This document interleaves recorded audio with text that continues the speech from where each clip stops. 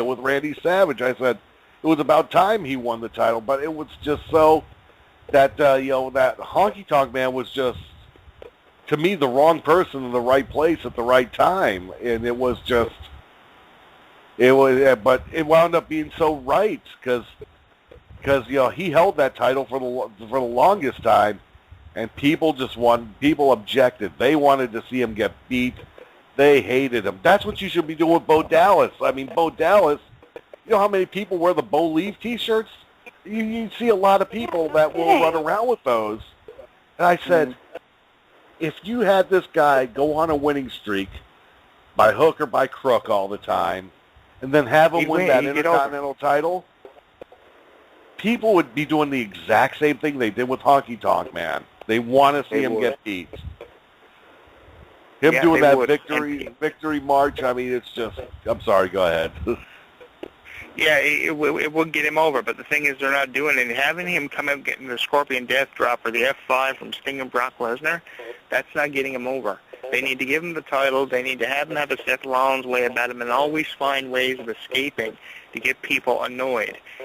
And then what will happen then, you'll see magic create. You got to give Bo Dallas a chance to create with somebody. That's the problem with Bo Dallas, and he's not given that chance to be creative with anybody. Exactly, but his gimmick of believe in yourself and stuff like that is good for the children. It is. It is. You gotta admit that, and I admit that. I think they should run with that. And even if he does get on a winning streak with that believe gimmick, I think it'll actually get more people to watch. Actually, because that's a really good gimmick to have. Yeah.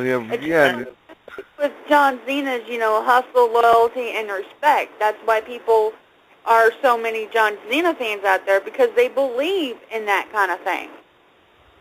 And he wasn't. And when you did that, you got him away from thugonomics. Which was trying to make a hero out of a street thug. Right. Yeah. I mean, but just John Cena, going with hustle, loyalty, and respect, there are so many people out there that would turn around and contradict that and say what John Cena is really saying is, with how you can't see me, always get your eyes tested every year, and always believe in wearing purple. Because that's pretty much what it is. I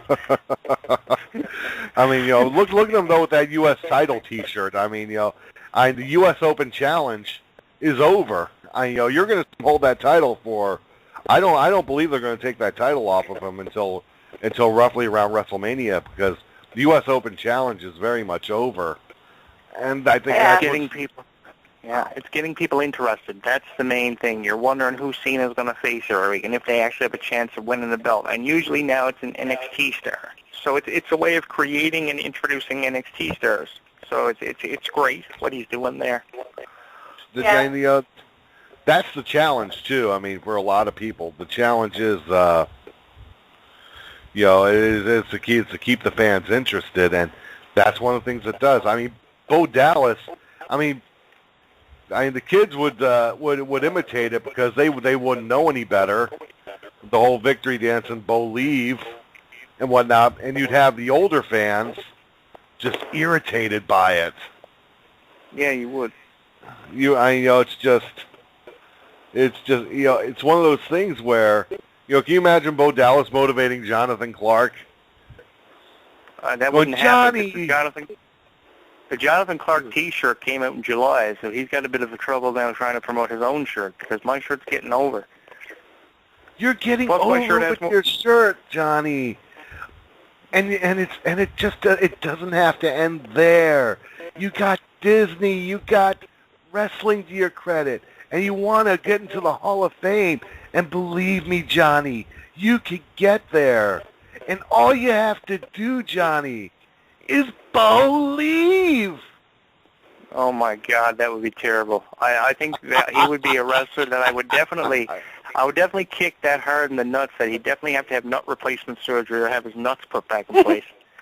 I'd do him in. I do that guy, and he's so annoying, and that's the thing. He is annoying. He's just as annoying as what Seth Rollins is, and that's what the WWE are doing with Seth Rollins, but again, they're not doing it with Bo Dallas. You know, Bo Dallas is one of those annoying characters that gets on your nerves. But what they're doing with him is they're taking him out, and they're going to repackage him now over the next couple of months. And that's going to set him back big time because that Believe gimmick is going to be taken off of him, and then he's got nothing to fall back on. You know, that's the stupid thing. That's stupid. Because when he got F5 by Brock Lesnar, that was it for him. That was his send-off to OVW or wherever they're repackaging him now, down to the developmental center. And he's coming back. So that Believe thing is thrown out the window. Probably the only thing that probably would have got him over in that point would have been to a feud with me, but it's not going to happen. I will never wrestle, Bob. I will never wrestle. How much more do I have to put this in your heads? I'm not a wrestler. I'm not a trained professional. I can't get in the ring and fight Brock Lesnar. I can't get in the ring and fight Triple H. Well, I mean, here's the big thing. You know, you'd have Bo Dallas there motivating you. Yeah. But, in its seriousness, yeah, because actually after all those F5s, Bo Dallas did return, and I believe he jobbed to, what's his name, Ryback. Yeah, that doesn't get him over. He needs to win a title, like you said, Bob. Win a title. Or come out on national television and call me out. I'll respond to Bo Dallas. I've already responded to Triple H more than enough for calling me someone on the Internet that doesn't have a clue what he's talking about in the Internet community. So, I mean, I'll respond to Bo Dallas. I've challenged Justin Bieber. He doesn't want to accept my challenge to a fight over Selena Gomez. So, I mean, you know, at least I'm trying.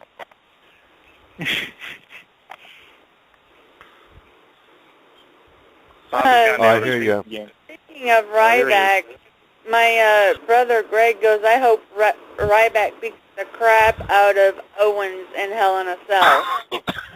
Oh, he probably will, but I think Kevin Owens is getting over with the Intercontinental title. You want to answer to the Intercontinental title? I think the answer to that is Kevin Owens, because WWE have this consistent habit of putting over Canadian wrestlers who are absolutely shit, and Kevin Owens is somebody who just doesn't have the package. He has, you know, good moves and everything, but I mean, he's just not someone who's taken seriously enough. So they're going to try to create Kevin Owens by giving him the Intercontinental title. How far they'll get with that, I don't know. But like I said, you know, WWE have this consistent habit. You know, they'll treat people like Bret Hart like crap. I'm not the biggest Bret Hart fan in the world, and Chris Jericho like crap. But they'll always put over these people from Canada who are just coming into the business who nobody's interested in. So maybe Ryback is justified by having a chance of beating him up at the Hell in a Cell pay-per-view and getting over. But it seems like more so they're leaning in the direction of giving Kevin Owens the belt. Well, I think I agree with my brother Greg saying that Owens is a punk, coward, and a bully, and I also think he's a hot airbag. I mean, he likes to run his mouth. When is Greg making his debut on the radio? Why is Greg having you relay everything back to us?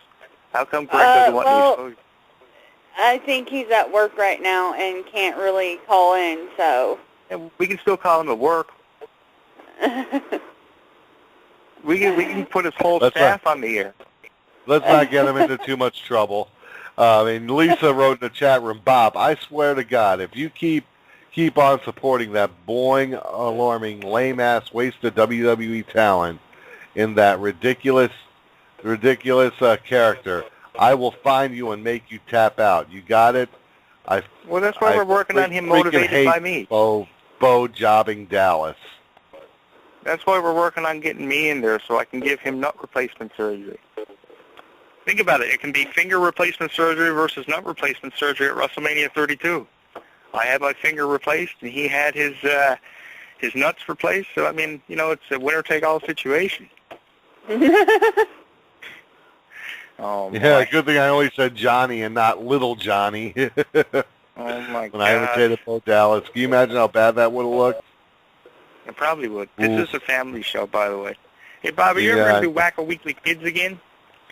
I'm thinking about bringing a kids show back. The time I've really done the kids shows, I will take, because I usually find out that normally the week of Christmas is usually where most kids get out of school. Some of them it's 2 days before Christmas. So I wait until all the kids are pretty much out of school, and then I'll do a Christmas show for them. I'm actually going to be going in after Halloween. I'm going to be going in and finding some of the newer stuff from Disney and Nick for Christmas, and finding what's hot. You want to do a Disney? You want to do a Disney themed show Christmas time? I can help you out with that because I can make you a couple of graphics. I can do up a Disney themed intro or something. Combine all the sound effects and everything together. We'll do something for them. That's no problem. I got all kinds of stuff about Dove Cameron and things. Yeah, I believe I got a Dove Cameron song too. I have to check. I have to check everything because I put everything all in one spot on my thing. I'm a little more organized with my Christmas stuff than ever before. And now that I've added Christmas comedy and even old time radio shows on Christmas.